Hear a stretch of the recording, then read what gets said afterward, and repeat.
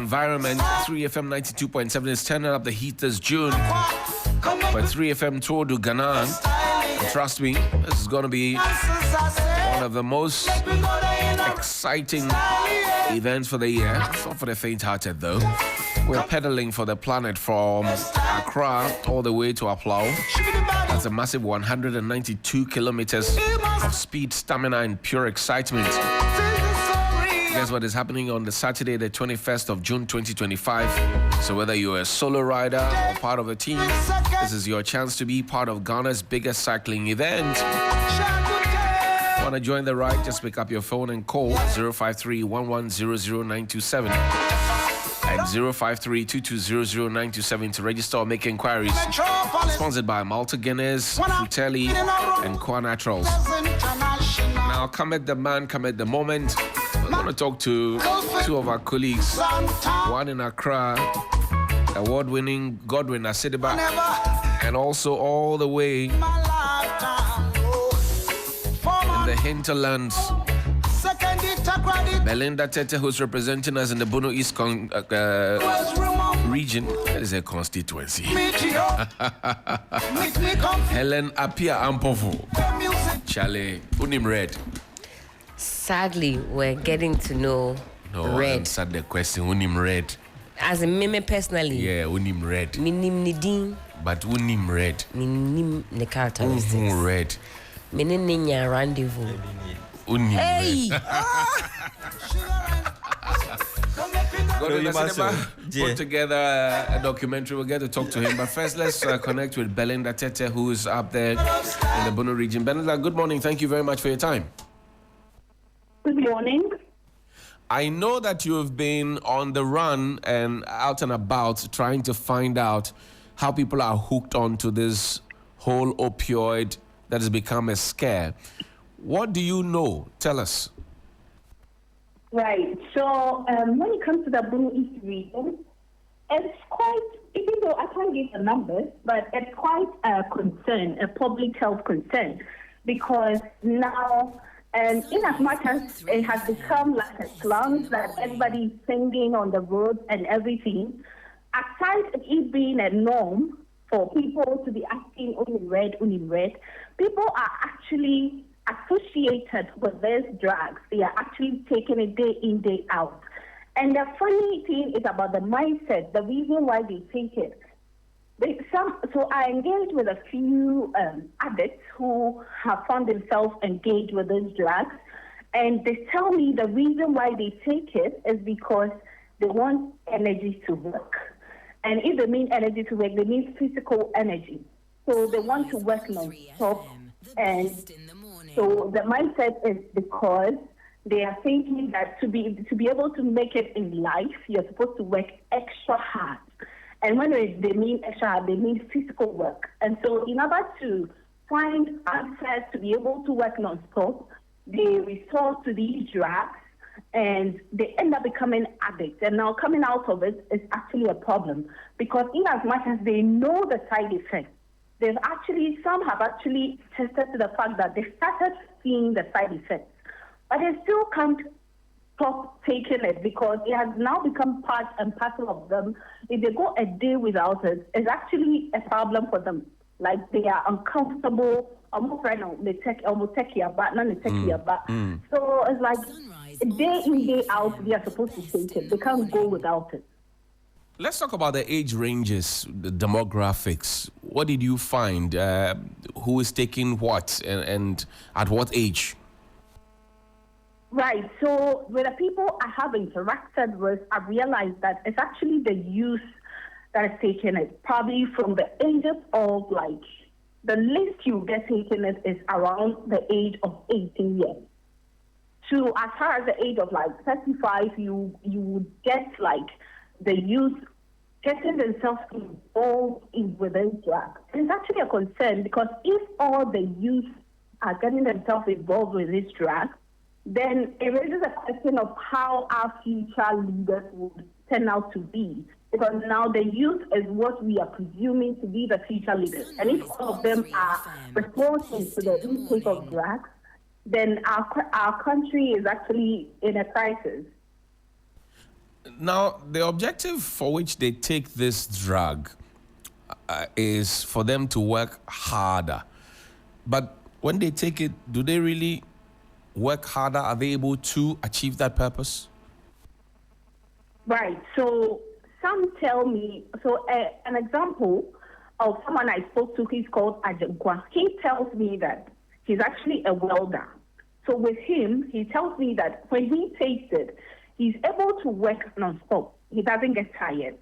He doesn't even feel sleepy. So he can work throughout the day, work throughout the night non-stop. But then some tell me the reason why the people who sleep on the road or who will be walking and be sleeping, the reason why they do that is because they overtake it. They take overdose. And so if there's an average amount you're supposed to take. If you take it more than what you're supposed to take, whether the reason is for you to get energy to work or whatever reason it is you're taking it, if you take it more than the average dosage, that is when you start feeling dizzy, you'll be walking on the road and you'll be sleeping and all that. And then the purpose for which you're actually taking it becomes bogus. But he tells me he takes it averagely. And so he is actually able to use it to work. Where do they source it from? Where do they get it from? Well, they have over-the-counter shops who sell these drugs. But funny enough, whenever you approach these said chemical shops, they tell you they deny even ever coming into contact with these drugs. Ajinko actually told me a place where he buys his stuff. And I approached the assistant there, trying to get some sort of information as to why they sell it. But then the assistant tells me he has never seen such a drug before, and the only one they sell is the prescribed one. So he doesn't have any contact with this drug. He has denied having any sort of information about the said drug. I can imagine how close you are to the border. Do you get a sense that this may be sipping in from the porous borders that we have? Please come again. Do you reckon that this could be coming through the porous borders that we have? Have you heard anything of the sort? Yes. I'm actually presuming that it comes from the various borders. Because since it is illegal, they can't take it through the formal route that they're supposed to take it. So I'm presuming that it comes from the various borders that we have. The traditional authority where you are in the Bono East region, what have they to say about this matter? They have actually started making campaigns against these things. They've actually started creating awareness on some of these drugs, the side effects of some of these drugs, so that at least those who are yet to be involved into it would at least know the side effects of it, so that it would deter them from going deeper into it. So far, I think that those are some of the steps they've decided to take to make sure that the youth can stay away from some of these drugs. Thank you very much, Mr. Te. We're grateful that you could join us this morning from the Bono East region, and thank you so much indeed for attending upon us this morning on Sunrise on 3FM 92.7. Thank you, too. All right. Enter inside a cafe. Say, if I know what cafe can give me. If I didn't go to school, I would not have been saying all this English.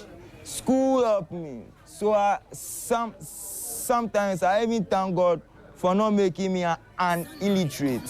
My mom, as now as I'm talking to you, to be frank, she knows I smoke. But she has been telling me I should pray to God. Her too, she prays for me, so that I'll get a chance to stop that. Benjamin, a graduate of a Bree Secondary Technical School, once believed he would become a journalist. Now, that dream seems to be inching far away. Instead, he spends his days in a ghetto feeding his addiction to illicit drugs. As I was young, I used to tell my mom I want to be a journalist. Because from JHS and things. The best in the morning. Oh, you know, we say any quiz and things and parts. But as time goes on, I changed my mind. I told my mom I wanted to be a soldier. Because I've been seeing that me man. I am uta. I'm shishu. You know.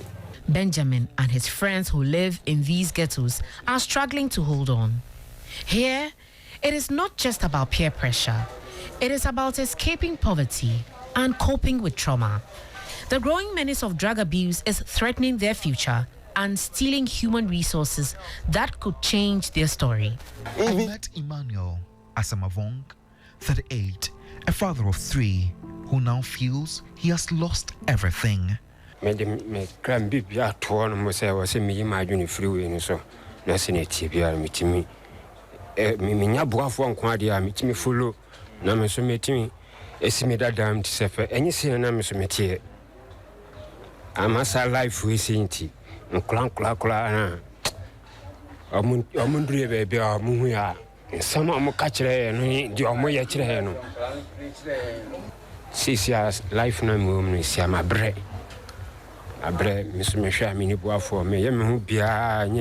Despite warnings from family, he ignored them. Today, he blames himself for the death of his mother. And I'm fond for somewhere first crime, me banner me away say or train cooking, I'm a timid by different in some 80 years or so. So, no minimum say a bedroom, maybe I didn't build a bedroom. Pempen Trembled under the influence of a drug she could barely name, and with vacant eyes, she offered herself for sex for as little as 20 Ghana cedis. We walked deep into the ghetto, far from where I found her, just so I could hear her story.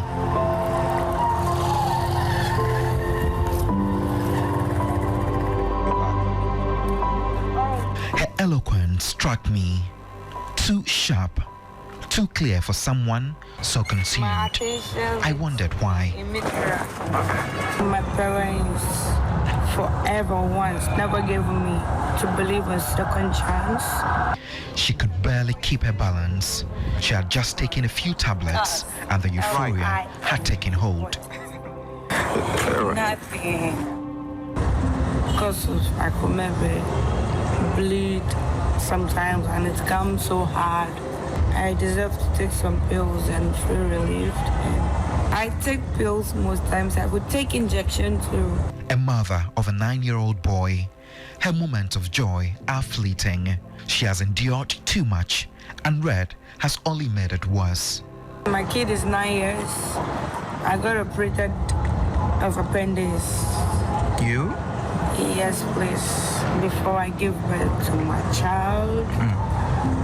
And I guess I'm fine. Sometimes I could take some tablets to just feel so hefty to work. Not long ago, she collapsed hard. The jagged scar on her shoulder is a reminder of the price she's paid. Yes, my mistake. So sorry about that.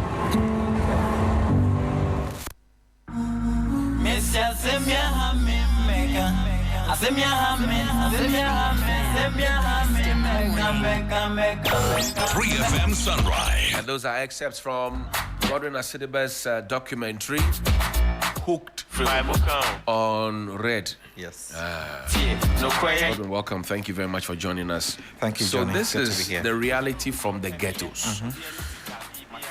The story in the Bono East region, how different is it from the story that you did here in the Greater Accra region and beyond? Surprisingly, it's almost the same because when you go to the remotest part of the country, that's where you even find it more. Now the police have started their own investigations trying to arrest people who abuse the substance. Right. And in the remote areas, that is not really happening there. You know, the ministers, everyone is here. They've started a campaign to also ensure that all of this will come to an end. So all the action is in Accra. But you go to the other areas and you know, you see people who are even doing it more than people in Accra here.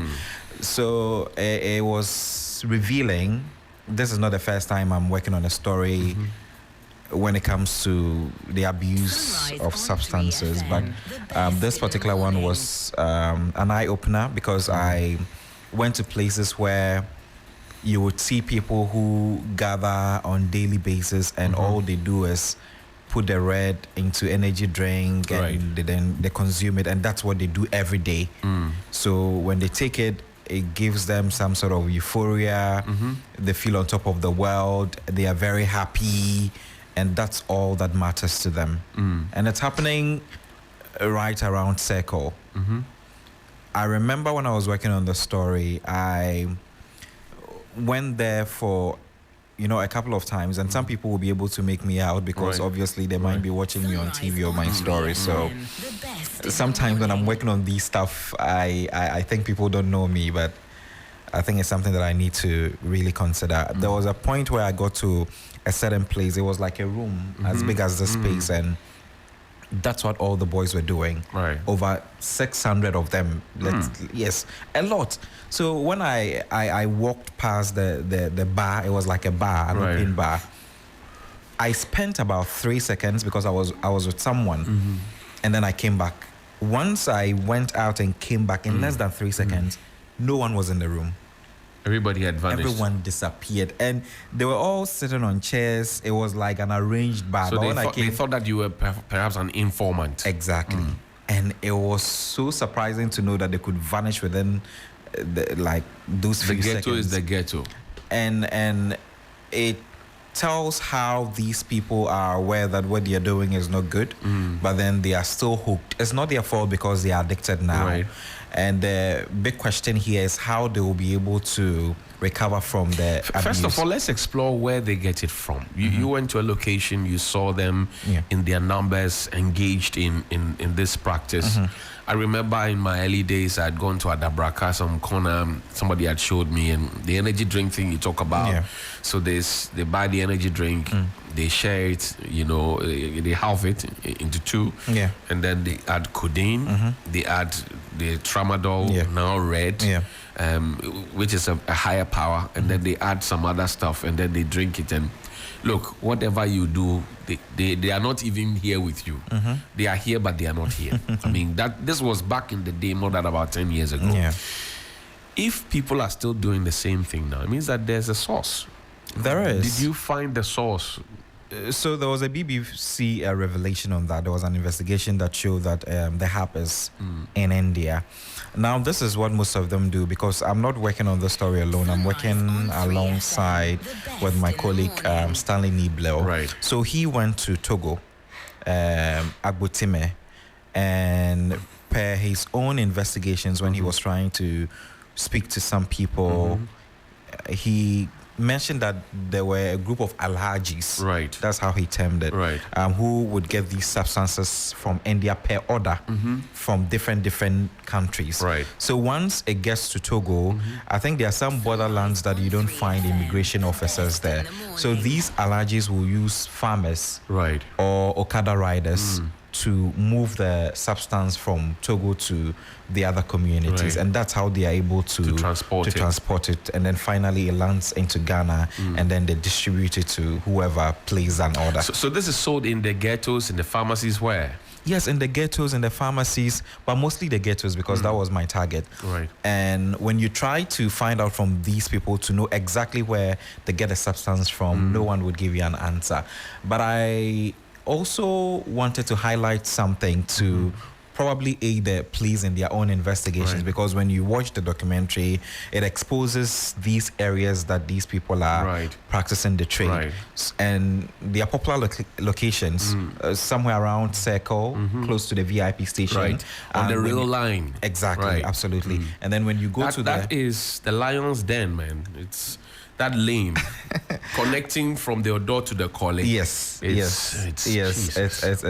a dangerous area. And I remember going there for the third time. I had a group of people who walked up to me and asked me what I wanted on a motorbike, and it was getting a bit scary and dangerous, because there are times people will just be staring at you with a serious face, and you don't know what's running through their mind or what might even happen to you. But the drive in me to tell the story was so strong, so I didn't really pay attention to that, because usually when you want to get these stories told, you have to, gather courage and confidence to ensure that all of this. How expensive is this opioid, Red? It's actually not really expensive, because a tablet goes for 10 Ghana cedis. 10 Ghana cedis? Yes, to in get Accra. into that mess. Yes, but outside Accra, most of them sell it for 15 Ghana cedis. Yes, so and how many do you need to take to be sleepwalking? Most of them will take just one. You take one and then you add it to your energy drink, or you either swallow it just like that. Yes, and you are good to go. I see. Yes. But you also found women in there. Yes, I did. Surprisingly, I remember going to there's this area in Kumasi. I don't know why I keep forgetting the name. So I went to Asawase, of Tenka. Right, I know Tenka. Tenka also in Kumasi. And when I got to Tenka, it was so hard. It wasn't really easy for me to get down and then walk into the space, because they know all the people who live around there and what they do. So once they see a stranger, they can tell this person is new, and you might be attacked. I couldn't enter there. I couldn't even get down from my car because it was really dangerous. You see people walking around with knives, scissors and stuff, and they look so serious and dangerous as well. So it was one of the places that I was really targeting, but I couldn't go there. But I went to Asawasi and other ghetto areas and Colombia as well. Do you get a sense that the people in there who are hooked onto this drug, who want to be rehabilitated to come back to their former state? Yes, yes, I did. The young man, we saw him speak when we played the video, wants to quit now because according to him, he was hooked on the substance. It led to the death of his mother because the mother complained about how he looked and how the drug was turning him into, and he didn't listen because at that point he was hooked. He's still even hooked, and now he regrets it when he's not high. He wish he could be able. He wish he would be able to, get some sort of help to go to the psychiatric for counseling to overcome the addiction, but the money to even go to rehab is not there. He mentioned that there was a time he went to a rehab in Kumasi, slept in front of the facility. They told him he could pay 3,000 Ghana cedis just to undergo, the process, but he didn't have that money and had to leave. So most of them want to undergo the treatment to overcome the addiction and become normal again, but they don't even have the money to access such facilities. What kind of work do these people do? These people who intoxicate themselves with this substance? They do nothing. Most of them would either be picking scraps or plastic materials. And once they pick all of that, put them in the sack, and then they sell for, let's say, 20 cedis, 30 cedis. The next thing is to get the drug. One mentioned that when he wakes up in the morning and he doesn't even swallow the pill, he doesn't feel normal because he has to do that. And imagine waking up, you don't have money to buy the pill. You do whatever it takes to get the money. Including stealing. And once they get the money, they head to the ghetto area, get the substance, consume it. Even if they don't eat, they are good. There are those who say that the drug enhances their sexual prowess. Did you hear that in the ghetto? Yes, too? A lot of them say that. Tell me about it. I remember meeting a young man at Circle under the bridge, the overpass. When you drive through in the evening, you see a lot of them lying there, and he's actually there with his wife.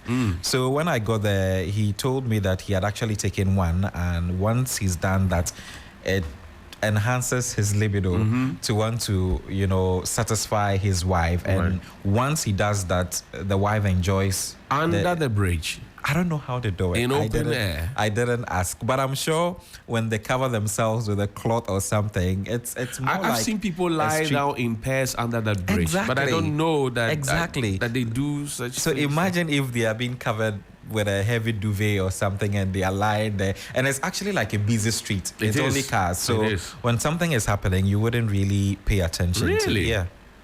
See, how long did it take for you to put this together, Godwin? It took, let's say, 3 to 4 months. Okay, because I had Stanley Blow. Yes, I had to go to the ghettos as I was secret filming. you can't go there, mount a camera because they will that's come crazy. at you. Yes, and you won't get everything that you want on a day. So you have to be going, go here, go there. There are times you go and you won't even be able to film because someone is watching you or people are constantly monitoring you. So it took time, and I didn't just do it in Accra. I went to Techimana, I went to Kumasi and other areas as well. Did you ever get tempted to try it to see how to feel how the people feel so you can tell the story in a better way? Not at all. Because, like I mentioned, this is not the first time I'm working on such a story. The one I worked on initially was Married to Cocaine, and I've seen how the drugs are destroying these people. So why would I want to put myself in their shoes? It's definitely not something that I would want to experience or find myself in. So the relevance or the importance was just to highlight the challenge and to let people know that this is dangerous, and even if you haven't tried it yet, you shouldn't try to. Godwin, I thank you very much indeed for your time. Godwin Asedeba is a journalist here. It's also the man who brought us Hooked On to Red. Earlier he had brought us Married to Cocaine. And Godwin, congratulations to you and to Stanley Nibler as well. Thank you. Thank you very much indeed. We'll get into the conversation now. It's only 6 minutes to the top of the hour, 9. And Dr. Albert Sedo here is here as a specialist psychiatrist, Kolebu Teaching Hospital.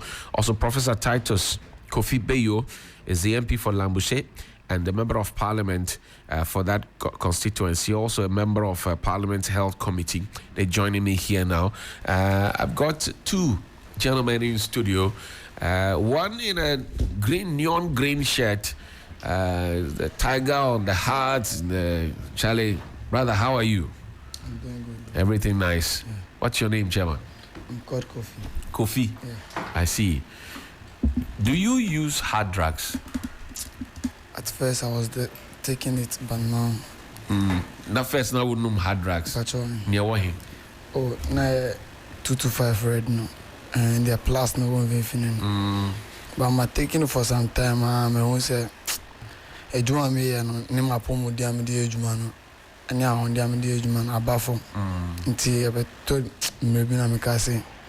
A Juma me call me home, Faswa, Medi Saskana, Medi, right. A drona na mede to. And I was sent to me service. And I send them on trouble because I'm a quick man. I wait and me pija away. Sanya mani na eswati. Nyangasa form of Mikutana and Nonkasa eswati. Into Sanya man pesemi mitrato. Right. Because and boy, I'm actually a young for street and Yadipa. Because it's young, Minokasai, no battery. I'm a top and person, Cassie. Okay. And to me, Cassie, top and person, I'm also this camera to sad drugs. The same time is smoky. Now, me say take drugs. There is no fair. I'm because I'm enjoy. Now, OC 225 near cross no one them. A bow cross in them. Bow different types. Near cross no one them. They higher power. Yeah, different type of 250. Way. You're 250. You're 225 and Casa. 250 no. Offer the boosting here fast. Okay. And no crossing down Vinvin. And no flat. No, a boosting tentem. They're flat and down Vinvin. And no boosting tentem. I know 250, but 225 and they're plus no down Vinvin. And no ma a my own didi. Okay. I don't know my own didi. No cranya me my own didi. One meeting as is here. A man was about me call me a former drunk a drone on the mouth also because so far I want to mean didi. Now my week. A drum cry me cocra ebia nsuni nyama na me toto na nom sa be use a drink but pan say duane modru me this is here me tell bia ma fe gua and this one nyama ataso because anything family ko enim but what you know what dada on bia jina what dada so far because I don't know no matter on a days uye juma na say edum pempe so bi na start ye juma mon feeling I am on udina wa o ni wa ohun so o say wa dwen free ohun so na o days wa no is obi e dey na sabe pra na obobrim right Asa we say bia ojina no wo daisy. Enya sadia obe daisy sa bia ojina otumi twahwe kura. Bia ojina na enye bomu ana se bia na se otumi twahwe bi won so a ondidi a ebe ha no one obefe. Right. Obi won so onuma ndea and then bakone na be fa no but the more onum bakone be fa no right nti so increase increase no so anya de a undidi e was odidi na when didi so a e ba be twa e ba be o se twa right e be you abo pepepe e be ma ehuru wo anu nyina so no eno so e bad that time na hia eduane abetime e de a contain no so eduane ni wo e be contain na dole we twa because nsuon kwa na wo him den na wo de wo ko share we mu eno an say daddy me down for ya me nyom kokoto edo get to here right obi ato na me wo say wato and then fancy asimesi o me no ma say na be mi me so me say me try and share da ba ko no okay and I saw me dem a de bia me first day out fire na ya den say you zoom me correct Mentase. Na me first day me no me feel to the extent that say obi am yare. Bubu me cry because anya dey am no bi pen. Right. Bubu me cry ade tinya me call inquiries na mo ka chairman say na dey na tuo na me ka sasa na dey na tie dey ya no nyina ye prayer hu. Bitwa me num cry na ho na e frame. Okay. Say Brabetobi. I say eduane as a comedy me the way me here eduane di no say so na de na tie so far as am no ba ko no de o say de bia me nko na me ka no say so far as de bia me de ska beto na me say ska na de ba ku bia 10 cedis meto 1% o abi yes eya amofa etumi mamo empama ground wording no oh I know the sisi and for now no dey how otumu say be ma pama grow but as time goes on be wiki wangasa woni padua no because sisi and edidi umoja mu no edidi umoja e ko don pemu straight ade fa moja mu so na e ko don pemu straight oh yeah wadwin say obejai no difficult and difficult because o so be no no chon nipa no feeling na nipa no feeling no also person cause I feeling no movie but o se ho dia tanya man we jai obi oni ba oni bed no tanya man ogusu ye ba wo bed na wo ade a wo ye dia o come 2 times 3 times on ka so we jai na time na wo num no wife na who feel sign oh sata na me ben no mum sata na me wejuma me yejuma wo zen ashama zen right enti ho na ya to de bia ya kwakoto hebashia hona ebia yekwa right na monya bi wo na nya bi wo ebisa pucha na kire nipa ebe balance akono right na akwakoto nipa no nti mo times na kompo a omo ana mo chesi edu ansa we du na ofro o etia mo onya market omo tie mo sen o ban so nim say o ban no right nti no ama sign so wa see okay fitichi no wo sign say no mo ton no omo numbi but no onum no down immediately now original board no okay onum tama night time now obi akwakọ da no no so akwakonya no akwakoda ebi on da obi onum mimi no zisia na mint da because me say musica into wedding say feeling na me person me feeling me da feeling me nya biom ase fa me ko hana fa me bra hana wa fa kwan na bobo uko ha no abaha say we ban the sound so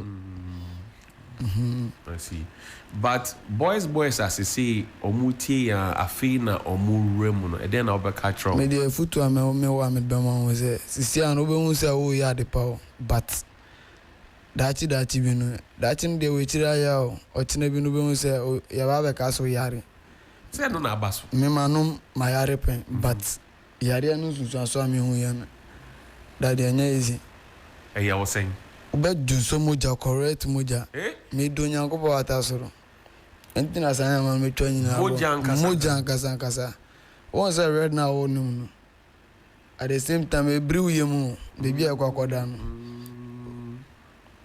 at the same time kidney na yin aduane na woman no kidney no so obe feed Right. kidney no so ayemre all for drugs no so drugs na no odin kidney no anka aduane na was common as contain but see all the drugs na too the kidney no be emre onum no sisi obeka say co private onum no sisi obeka say co private abra toilet in the by onum within 15 to 10 minutes the ube feel say co toilet o konso beba o co toilet nso beba nso na aduane no yem nso e nsuo na wanum no okwa nsuo no kwa na be kwa koyi ntisi na wonam na wo moya na de na ya amanfo bobo mo asummo mo say ase oda say the oya no enye mo reset yomo o say youth no because me who say wa be jina o yes ade me person me so me ko num ade a wo num na o yes ade no and my boys be breeding on wajim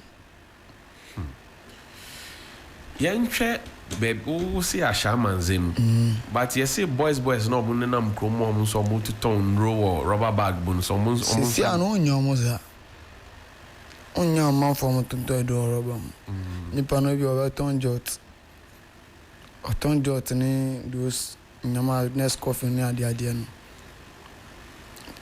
through into it oba better jot over better jot no menos coffee o menos coffee me tutiwa I don't know me obi o person ofe chewa no akotwe abro I see onya chibro wa o yi free pack no ma o yi free pack o yi tablet no free pack no ma onu beji rubber no so that my evidence no wa around okay I see na am the fry baby normally no yam fan fry see boys in the fry energy drink the fry codeine the fry no kwa I mean no the fry codeine substance na wom no and ani France you na onya feeling it said you open okay nti onum no hardly sana na koto yema ansa na be distract no na ye nyama na open ama ho yem nti na ye slow nti ufa ba ko a be say how many hours na ye oh roughly it me take 5 hours and 6 hours baako bia nti o mom fa 2-3 no say the media no cry first time I Mr. Semi take me that I'm na enya red a trauma do ankasa trauma king and white one first time me fa I did see me cross to na feeling no that's wo me na me de ku eduma na my memre e to de bia me ko 7 motor wi a ma 7 motor wi a eduma no mo missing for na eduma na me makope baby na me da hon na ya omutimi kasa me ni ma na me feel bad na so no so de we di antimi bo amenja na utumi de kaboto ni de oh daddy when their boys be breeding accident roughly no enya regular because obi o wa father no feeling no nya wa ni body mu otumi say ono na e killer o moto no so last otumi say sam from na e funny ni so no any pressure dey from on the bone ni so no so feeling no nya no e different ne de any difference in yen nyina ye na ma nante no eno no step in normal but Timothy so na from na e born so feeling no nya no e different enti ono otumi say ono no e rider I was street in Sunyina to him no nipa wa fa ono no e king kon no who say ono no rider was last killer wallahi nso say baba ndisa hey na onsro so bewu say feeling na wo mu no de oh yeah onim say de kwakoto enim ana say de kwakosi o de onim say feeling na home obi after that no after trauma doctor your rafino ankasa ho green I said green color bisa right and no ultimate no ma ultimate so na refi ultimate that it was several times me accident was there no pain what that oh daddy ultimate so ada ultimate fresh and the first time me the accident wallahi me free a friend saying ma connect ma Tuba road. Okay. Ameko. Answer me do Tuba. Got no my or could no my own. Answer me do so. Me free ho ma hu like highlight the free tree ba. Answer me cause me hu highlight na me twa mu afa bridge no first ramp no so no. Anamada. Me hu correct to na me fi moto no so akwakoto we bi. Hey. Papa di bi na sia ma chin too that way no onumpo no be so me no onim me pa. Usta mana me moto ejuma no onim me pa ntino. Ono be so me mu. Abo me ansa me mitimi pia moto no kofi. Nya hodin sa pia moto no kofi. So obo for now to me so all right there. Sa one dey be ba mo back. Because strength now there quite na strength na e ko ewo mu no matter how no da so gina mu. Boss en kwa wonya accident e wie kwa na ade ya wo no. Moja shi onu mu ade na wa no mu ntini moja shi onu mu no. Ebe o say sorry. Nso e bia na wo na ebu. Ana say bia na wo be na ayeden epra. Ba moja shi onu mu no o dey sorry gidi. Because of ade ya wa no mu ntini. Right. But mami bi so nti yemfa ne se wafa ahomachi a wo ko ejuma anapa. Uko do ejuma say wo boss who say why like that obi o ma wo mi ejuma obi lose wo ejuma. Say the moment I ko ejuma no die en say be ko do ejuma mu e bia obi no mo fi ansa ko do ejuma mu o do ejuma mu a that time na afa wo fi dada wo ejuma mu a wo ye ejuma na o timi bo that time na ejuma ni speed up na e wo mu no hono mu no ye frame water njina e bia ni ho. Okay. I will be relaxing, be bomb, be nya sa short distance in there and all this. Njina ebi enyo nti ubeya to tama ebi adwuma beba less. Nti ko choki a hona ndanu be start. But by am ndwene ho say sika wo pe no you end up using all of it at hospital. Because doctor said we had o ti ha o kokole bo be disika. Nle true. Prof so time o kokole bo nko be disika. I'm doing Hosa. Oh, minum do baby na Mr. Sam me take side decisions because enya easy. It is say dey na ma wa hodin di ejuma. See am just we no normal help na me fa. Right. Nti eno na ma wo vim di ejuma. Fiti da eno na me no. Ba eno dey say ma mu didi bebre o. Da be. Ma un didi bebre. Slim macho na Kofi Mate. Meba Prof. This is revealing indeed, and this is the reality on the streets and in the ghettos. How did we get here? Good morning, Johnny, and good morning to the gentlemen in the studio and to the listeners. It's a very sad situation. In fact, before coming to the studio, we're having some conversations while we're sitting together. And when they revealed how deep the issue is, I think we are in a very bad state as a country.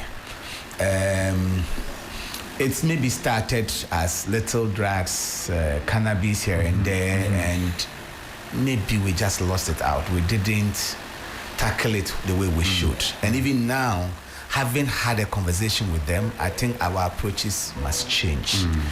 And it's just clear that the extent of devastation that these drugs and the opioids in particular are causing to our youth is beyond what can be measured. And listening to your colleague, right, and the ghettos he's been to, and all of that, what we are talking about is a tip of the iceberg.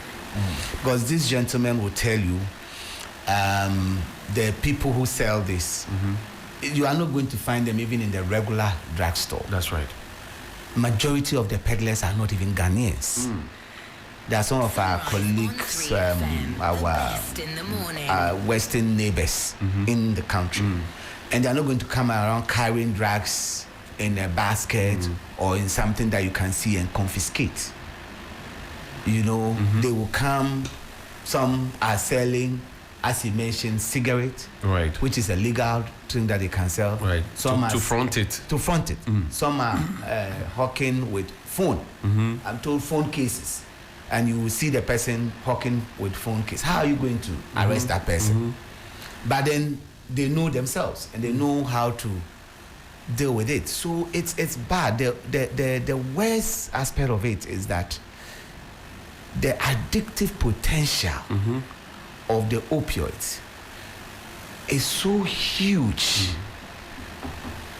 And if it's happening in a country with low economic state like ours, we are just in a bad state. How many do you need to take for you to be hooked on? Good. So for some people, it's just a single one. One tablet. One exposure. And the yearn to get it will be there. At that time, you are not addicted, but you yearn for it. Right. I mean, I had a procedure, and I was giving Pethidine. And I slept off. But when I woke up, I remembered how nice it felt when I had the Pethidine. Right. And I was in a little pain. I wish I could have some. At the time, my wife said, no way. Even though the doctor who was managing had prescribed some more, that I should take not more than up to twice in a day, and that was going to be the end. Right. She was like, you're not taking any more. You know, but I could imagine how I felt briefly for the period that you had it. I had it. It just took the pain away. And this is a prescribed drug. Right. Now, so these guys who take drugs that are higher in doses than these ones, some not approved for any clinical use. The euphoric effect in the brain, the excitement it causes. And that's what, as you were speaking, I wish my pharmacology students those days would have been listening to him. Right. It's like painting a pharmacology textbook. They feel very high. Their perception of things is different. They are in a grandiose state. They see themselves. They feel good. Very good and see themselves very superior, like Superman. They can't even die. That's a feeling. So you are riding. You don't assess, your risk assessment is very poor. So you perceive risk very, very, very, very poorly. So you don't even anticipate the things that can happen. So this is the state in which we find ourselves. And the worst of it is that, and he just alluded to that, a phenomenon we call in pharmacology as pharmacologic tolerance. Okay. Which means that you take a particular dose, you get a particular feeling of high. To be able to get that same feeling of high subsequently, you need a higher dose. That's right. That's right. So you increasingly, you need higher doses to be able to feel the same effects. And then you become now dependent on it. And the dependence is both psychological and physical. In some instances, when they are not getting it, they actually will feel pain, bodily pain, when they are in what we call the withdrawal. So you have to do anything to get it. So you are hooked on, you don't have enough money to get it. So you go into antisocial behavior. That's right. Stealing anything that you can do to sustain it, just to be able to maintain the same level of feeling. And the side effects, plenty. Apart from the psychological, psychiatric issues that they are dealing with, he just mentioned one. What he was describing, it could be what we call in medical terminology hematuria. Some of these strong painkillers can cause you to have frank hematuria. So you have actual blood like in your urine. Right. It may be acute and then may go and you'll be fine, but if persistent, can lead to actual renal or kidney damage. And you know, in this country, if your kidneys are damaged, you are on your own. I mean, it's a very bad state. So we are in a very terrible state as a country. And maybe when we start to think about how to get out of this place, we have to think outside I'll the come box. back to you for the approaches that must change. Yes. But Dr. Sedio, let me come to you. Is it easy for people to get out of this maze if they find themselves ever in this maze? They go into the ghetto, their friend says, oh, Charlie, take one. And they take one, then the yearning is there, and then they get hooked on. But then, like the gentleman in the video, they've seen that, look, this is useless. I want to come out. Is it that easy? Okay, so first of all, good morning to you and our listeners, and of course, everybody in the studio. Right. So specifically, we are talking about opioids. That's right. And it's extremely very difficult to just get off opioids on your own. So there are two phases. The first phase is the impulsive use, which you described well, which is a friend was using and recommended. Maybe that time he was already smoking cigarette or taking cannabis. Right. Those are, and then he tried opioid. Because of what Prof said, opioid has a very high addictive potential. What that means is, with an impulsive phase, they use it without thinking about the consequences. Okay. Then when tolerance sets in, you begin to use more to achieve the same result. And you keep using more and more. When you are now dependent, which means your system has now adjusted to its use, whereby you need the opioid to somehow feel normal, to somehow function, to get out of bed, to be able to go to work. You need the opioid in your system.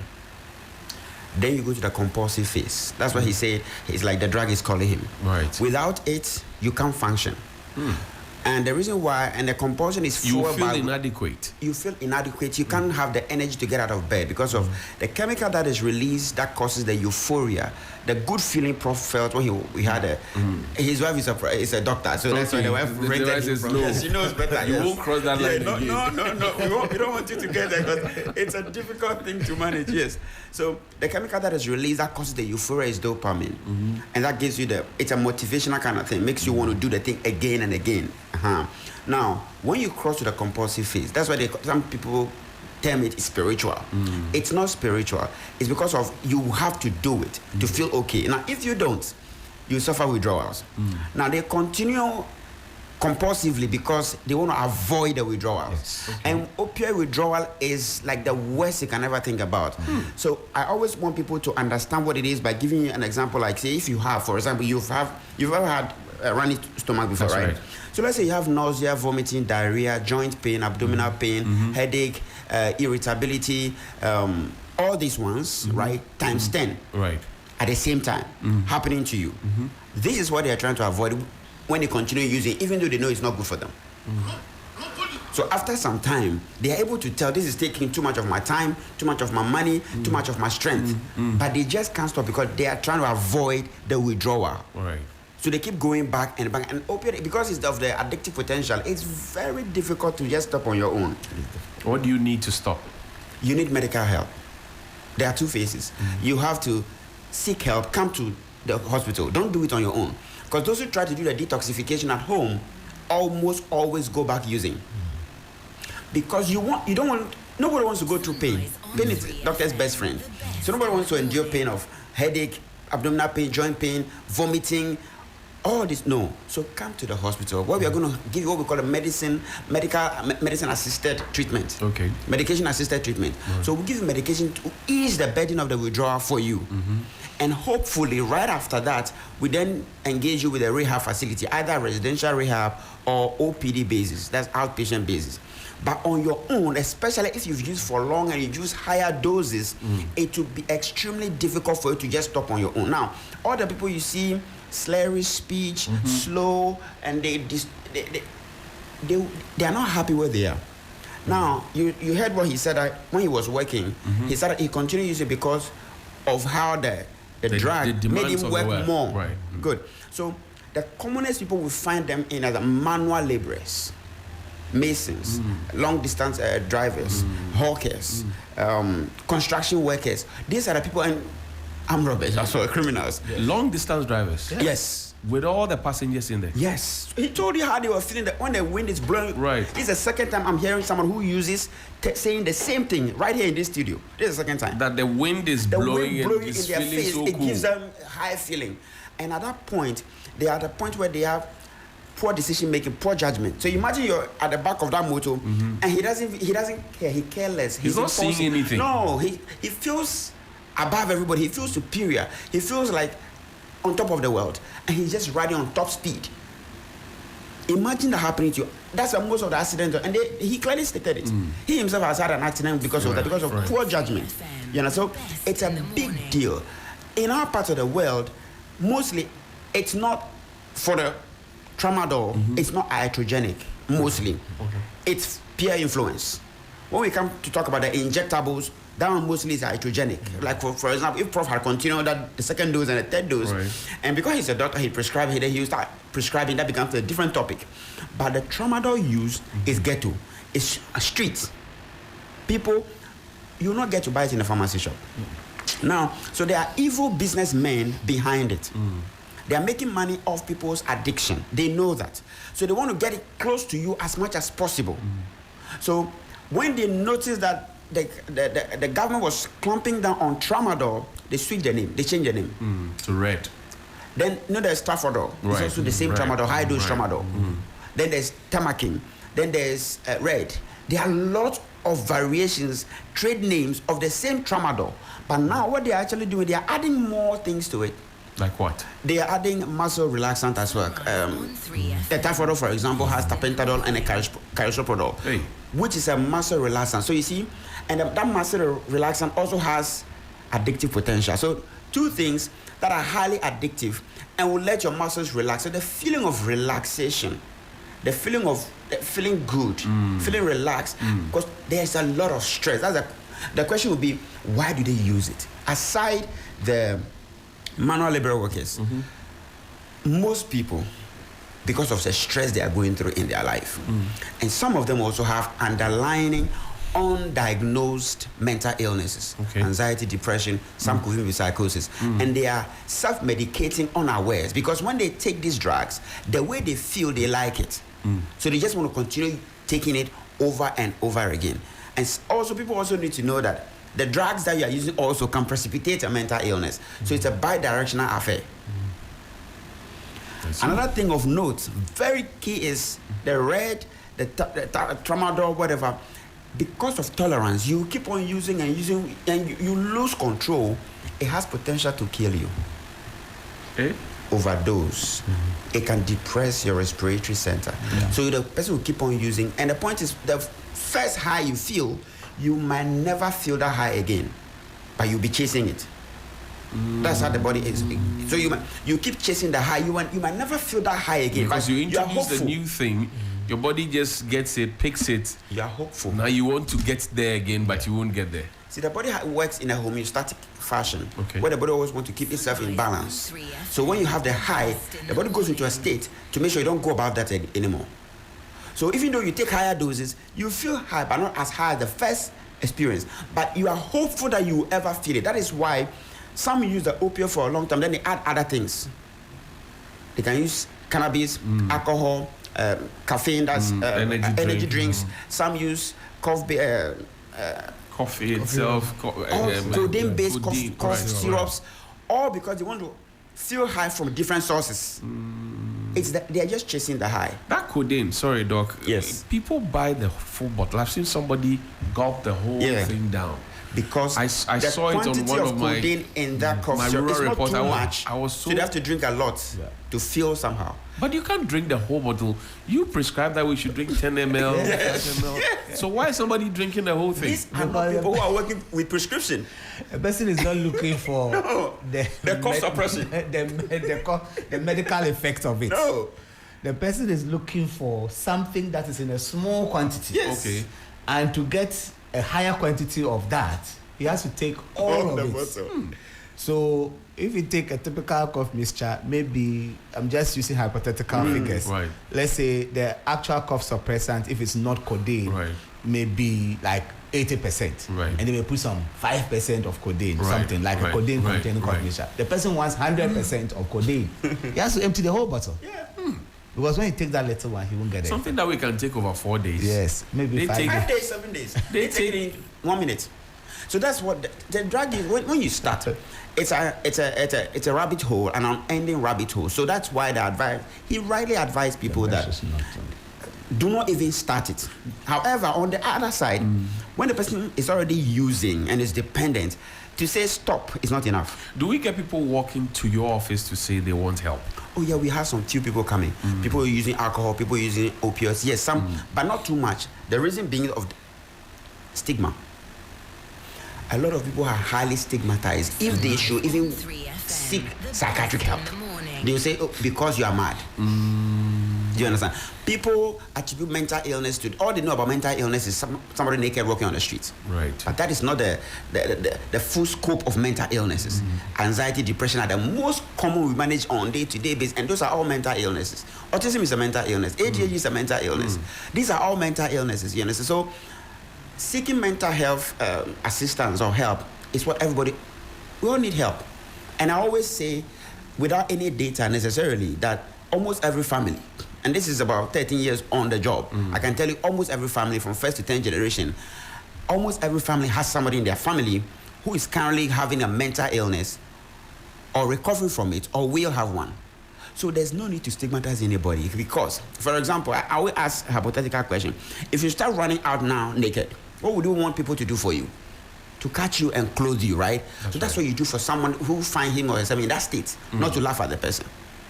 Not to stigmatize, not to say, as for this one is not in my family. No, it's actually in your family, just that you're not aware. There are those who also believe, and I'll come to you, Prof, in a bit about how our approach should change. But there are those who believe that, look, as for me, my body is different. I can take it and nothing will happen to me. I'm sure you've heard it in the ghetto. It's a common thing, and the reason is everybody is different. Okay, everybody in how they handle medications and food and everything. So the dose that may work some way on a person may be different from yours, but does not mean that particular drug, for example, red, will not affect you in the long run. Someone may maybe at the dose of 4 tablets, may begin to feel the side effect. Maybe you need 20 tablets. And when you get there, you also begin to feel the medical side effect that we're talking about. The fact that for now, you don't have any consequences yet, visible, physical, or psychological consequences, does not mean there is nothing waiting for you. It's not without any side effect. And the side effects are a lot. Prof spoke about it. Renal failure, that's kidney damage, liver damage, aside the addiction and everything, and the risk of precipitating or perpetuating mental illnesses. And you spoke about the libido. That is the temporary benefit they get. But in the long term, it actually reduces your testosterone levels, so you're going to have erectile dysfunction. And you know, to be a man, that is what defines you as a man. So the very thing you are chasing, now you've lost it. You've lost your gun. So if you know you have the tendency or the potential to lose that gun, would you even want to take something that has that risk? No. So people need to know. But beyond the awareness, which I'm sure Prof is going to talk about, people now knowing these things are not good for them, there should be avenue to give them the necessary help. We just spoke to this gentleman for 5 minutes, and he opened our eyes. To our approach, our approach is we're just hitting the surface. The thing is deep rooted. Kofi, call Dr. Ho man guide or send your bay out be film, and now one casana or yeah. Doctor say we are sa obesa ko biomo. Very sure. Because one, mini anumo your moment is over. It is a meme, you know, and also hundi a me woman, so on also be dimage. Pese o mano media he. Oh, penino no 7 years. And the infinity second born on all 4 years. But no we change after so on. Me sure say 7 years nipa na who say why the. Oh, that on bemi. On bemi. I want him side. Okay. But obia o man obia who say why the kakra. Oh, more time ebia me de omo ba fia. Ebia omutimi di agro abantisa on be ba dem na bia meti akondwemu a me hweteli na mafem na me nordens na ya wa wetu na bia obe jiska kwato ade ada me pewi na wa wetu me o nyane me kra me nyane okay o bi o ha me then open organize me pe obe frequency na me organize on fa no nko me pesa obe ha me ni feeling na me so feeling there we see from a how.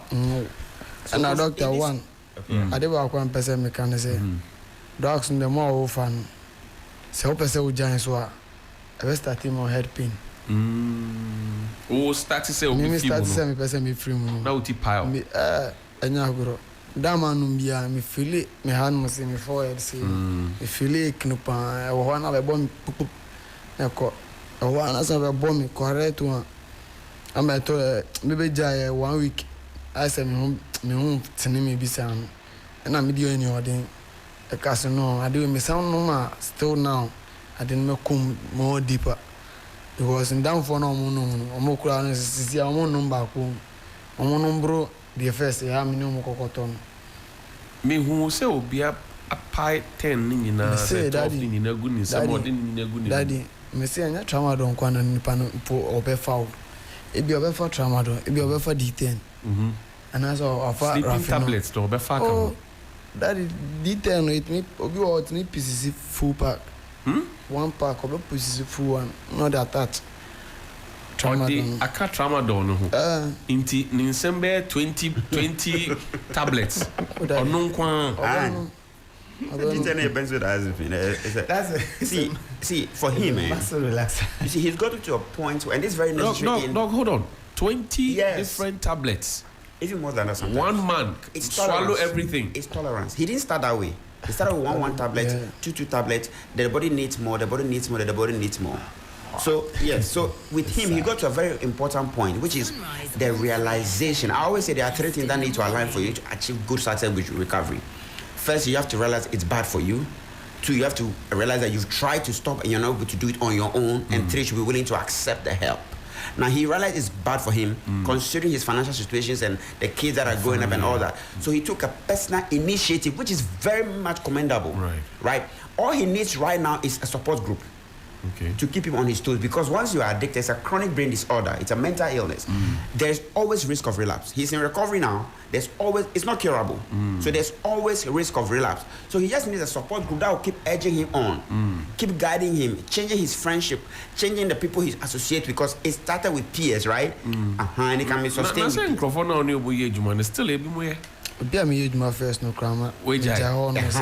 So he's doing very well. He knows what to do. Exactly. Okay. Now, how do you be new? Oh, that be hormones. Once and over backroom and your quanketo. So he's smart. He's very smart. He knows you have to change your association. So it's about avoiding the people, the places, the circumstances that make you or increase the chance of you using. When you're in recovery, you have to change the people, the places, the things, the circumstances that increase your chance of using. And he's done just that. What he needs in addition is a support group. And he definitely needs that. The truth is, where would he find that? So that is the question. So there were a few. Let's start with that, with the approaches. Yes. Where would he get that? So, well, I know that, for instance, in Kolebu, they used to have an addictive diseases group unit, and they have support groups there that they meet people, Alcoholic Anonymous group, who are struggling to get out of alcohol, who they get religious people and others among themselves, peer influence, talk to themselves. Because if you don't change that setting, it becomes difficult. But the nation also needs to be more intentional about this. These are very isolated things. But considering that we are in an epidemic of this opioid abuse, if we want to tackle it, we have to look at it at different levels. First, we have to tackle the prevention. Right. How do we prevent more people from falling into this? That calls for regulatory vigilance. The presence of these opioid medications on our markets is a sign of multiple regulatory failures. The FDA, by their Public Health Act 851, means they have failed because they are mandated to regulate the manufacture, the importation, the distribution, and the sale of these medicines. If FDA people are checking pharmacies and medicine counter place for opioid, from what we have heard today, we have failed because you won't find it there. They are not there. They are not there. They are with the T sellers and the X sellers and the... You know, Pharmacy Council will be regulating the pharmacies. And now the pharmacies are being whipped in line. Some were arrested, some are being prosecuted, so they won't sell these there. These guys are going round. The police, the immigration, all these other people, narcotics control, they are tasked to prevent trafficking of all narcotics and psychotropic medications. So how do these get in here? By their acts. Act 2020 1019. How do we get these in? And there are some coming to this country and leave out. And if you follow the current trajectory, it has a close association with Galamsey now. The predominance of this in Galamsey areas, and it just buttresses what Doc was saying, because people who are involved in manual work, like him, carrying concrete here and there, they think they need this as help. And many of these have very poor economic situations, so they think they need something to manage their stress. So along this Galamsey route, it will surprise you that the Galamsey campaigns are distributing them to these young guys to work out their lungs, for them to make their gold and go and sit somewhere while they are struggling. So if you are tackling it in the markets and leaving out these places, we are losing out.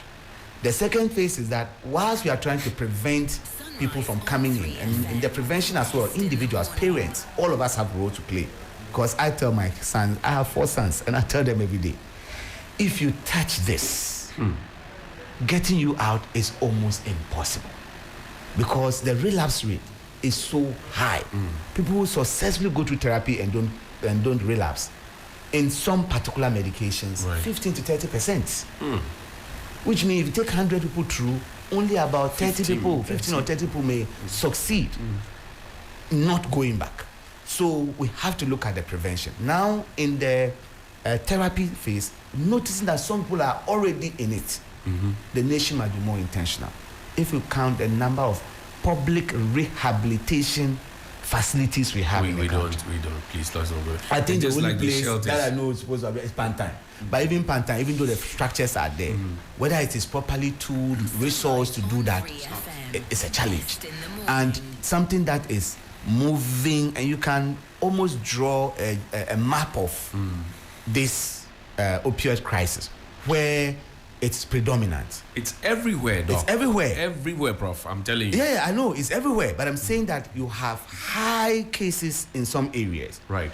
In the ghetto areas, busy towns, along the Galamsey area. So if you have only one rehabilitation place in Accra, how are we tackling this? Can we decide to deliberately just ignore all these young people who are having it as if it doesn't exist? So it means that we must invest in rehabilitation. In the middle belt, in the northern belt, we should have national rehabilitation centers because we recognize this as an epidemic. And the support groups is critical. We need to train more peer counselors and people to help these people to be able to get out of it. Because if you go into the rehab and you are getting out, you are going to a community. If you go back to the same friends, the same people, you will relapse. It's the reason why he was saying, Doc mentioned that you have to change the people, your set of friends, your people you sit to drink with, the ghettos, you have to change that. If you don't change that, you have a challenge. So the country must invest in this. The painful thing is, we are going to have the effect of this crisis in about 20 years, where adults who are supposed to be actively working have been destroyed by these drugs. And these are going to increase attendances in our mental health facilities, because you note your classmates you went to JSS with who is working and you cannot do any work. You've dropped out of school, you couldn't learn any trade because of this. And you are prone to crime because you had to do that to sustain this. So even if you have stopped by that time, this population that would then have become like 40, 45 to 50 without job, without any skill, previous crime history, how are we going to handle that group? And if we don't take a deliberate action now, many more youth are getting in. Many more youth are getting in. And we have to manage it now and think about the long-term effect. So this did not start very long ago. Right. What we used to battle with when we were in secondary school was cannabis. That people may be taking cannabis, you may find somebody's shito and all that, so you are scared to eat people's shito. Now in cake, in toffee, you are finding all sorts of things. Right. So a lot of the youth are getting in. So I think it's an emergency. It's an epidemic. Let's look at the prevention. Let's look at treating those who are in it now. Finding alternative livelihoods for them. Skills that they can work with. Because if not, then the long-term effect I'm talking about also going to kick in about 10, 15 years. And that would be more disastrous. More disastrous. Because they have kids they cannot take care of.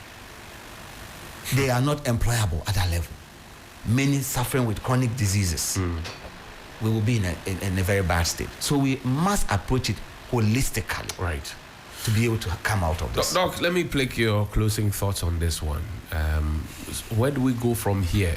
The problem is here already. Yes. We as you rightly stated, we've been looking at it from a different perspective. Yes. But now, hearing from the horse's own mouth, we know that we may be going the wrong direction.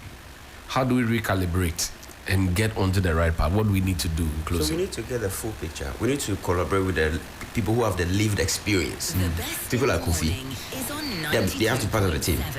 They will guide you to where it's being done. They have people they call street kings. They rule the catchment areas. That's right. Sariki, they call them when they get to Sariki. And they know where everybody, they know the police may not have that full intel, but they do. So these are the people you give them help, and then they'll guide you. Snowball effect. They'll be able to get more people out of the. A lot of people in the ghetto actually want to get out, but they keep going back because of the withdrawal effect. Now, Prof spoke about prevention. Primary prevention is making sure people don't join. Right. Secondary prevention is treating the people who have the problem. That's where we are lacking, and Prof has said it. Pantan, for example, is the best rehab in the country, but it is poorly resourced, and that's an understatement. But it has the structures present, the staffing is available to do much work, but it is poorly resourced. Accra Psychiatric Hospital also has a rehab now, but again, poorly resourced. They don't have the numbers. Kolebu doesn't have a rehab. It has an OPD one. Okay. Even that one is poorly resourced. So there's a lot more work. There's the intentionality from our biggest tertiary hospital. Yeah, we have. You don't have one. No, we don't have a rehab. We only have the OPD one, which is even poorly resourced. So the intentionality from the national level has to be. There should be some level of commitment. So partnering with people who lived experience is very important. Now, Prof also said the effect you are going to feel it in 10, 20 years. True. Why? Because most of these people are in SHS. Now, the brain develops from back to forward. The frontal lobe is the one that matures final. That's the part you use for decision making, judgment, your impulse control, and everything. And it matures fully roughly after 24 years. Now, if you start using these drugs of abuse before that age, a lot of long-lasting changes happens there. That's why you end up growing and not being fully functional. So you see some of your classmates, SS, maybe university, after some years, they are now unemployable. Right. Because they are dysfunctional. They are hooked onto drugs, called junkies and all that. Because they started using the drugs far, earlier, and the damage that it has caused to their frontal lobe is quite long-lasting. So what we need to do is the holistic approach. All stakeholders involved, regulatory, lived experience, professionals on the field, and training more workers, getting the facilities all in place. So it's not just about telling people it's good, stop it. Right. When it comes to addiction, stop drug use is not enough because it's a disease. Great. Dr. Albert Sedo here is a specialist psychiatrist with the Kolebu Teaching Hospital. We're grateful for your time. Professor Titus Bayo is also the MP for Lambusi and a member of Parliament's Health Committee. Prof, can we get a commitment from you to make a statement in Parliament on this subject matter for all of our sakes? In fact, I did. Much earlier, and so I'm going to follow up on this at the health committee because, in fact, in the crisis, at the height of the crisis, when they did the BBC report, that's right, I made a statement on the floor of that's Parliament. Right, I remember that exactly. So it's but this one has come home. Yes, so I'll follow up on it. I hear you. Yes, thank you very much. Maybe pose some urgent questions. Thank you very much, gentlemen. Using red before Kofi, name wrap it up. What on when you made your top drugs that? Because it's time I start saying no sanya money na me age maneska. Okay. But pa say ebia me penin po say me ton me ho nyama de ato sanya man because the more me ton me san ko form abrabom. Right. And it means me yasadia. Kofi, you wrap it up. Me pese wo kasa wakoma so. Ne da wakoma so. Street ni tie omo afi no mo be remote omo be wie JSS omo frafra get to 4 SS4 university 4 kasachrom no kwa ya me nim dia no kra bako because you are see da bako pe na de be free abrabo we mu akọ na enya fan so say onam abrabo we mu a hwin haw awon yare na youth to say me na makase bia me ko to edro bi say anu emboa because one yenyi no your burden yen kase yenyi this is a once right ya be nyama bebre wa brabo no mu ompeni say ubeba be do stages bia e bia we kase wa wo nyama wo betimi dia bo ho wa brabo mu no no apaki na wo sanso ton e de to drugs na yam boys ya munye scan kakra ya metimi da bo bra pa no almost also the third drugs that be any in the foot of metima two on say you can mean just say Saturday night you resigned it to your back pocket because abrabone da enim it mean fast abrabot and fan ko bibia and abrabo papa. Chairman, good morning. Charlie, make I hear your voice. How be? Cool. Everything nice. Yeah, everything. What's your name? Kari Madam. Okay. So this is your bling and everything we read here, Charlie. It's serious matter. So what do you do in the ghettos? Okay. I have more friends in the ghettos. Okay. I started at the ghetto. Yeah. From Kasua to Accra, Kantamanto, June 4th. Right. There's an area there. Right. I know June 4th, yeah. It's a tough area. Right. Very, very Linking tough area. Konkoma, very, very tough area. Circle, Mokola and stuff. So I have more friends there. I grew up there. Right. So I know most of their things that they are doing. Yeah, I sit. You sit with them. Right. Yeah, and do everything. And I've been looking at them, whatever is going on up and down. So I know everything. I see. Yeah. And the story that Kofi, for example, is telling us, is it a story that cuts across people in there who are doing these things? Do they even realize that they are doing these things? They know they are doing it. Then they see say that they do this thing. Then they see say then they do them, but they don't get any choice. That be what they make them feel happy. I see. You understand? That be what they make them feel. Sometimes we go feed day then take videos. Some go feed day then like ebi mu wo hono a omo to me omo yo omo na na form of video obe sorry obe na ju obe to me ni buafu so obe so on kan che so jamen delete ba ne kasa mu na say I do you feel pose wa e bibi I do yes me wadam fo po a be pemende metumi ada anaju 12 no one dem o ba obe frame say membra na me ne yentena abontin na mfra manfa no ndezika we onda mpa na obe das na problem anu stuffing chain na o mu akonja mu fa no mfra man enso no nto pa abontin de no intisani pass na automoto so I just imagine okosa on check is traffic and I said asebe moto no po e ba start say okada aba so no unse boys bebe wu ye yeah anya say ebi mu o mu nim riding o obi o feel say no say aboso kan zongo for example me say area ni di ana se ba no kro o no ma me nu aya enya me de nti meka what ma say ya sumo obi so on ko deliver de enko baby no otumi jai na akọ get obi ansa no nfa obefa level ansa obefa ansa na won say oyo okay ade na to ni mu no oyo okay na otumi move on nti ejuma de bebre na ojidi say ebetumi etwa ejuma kese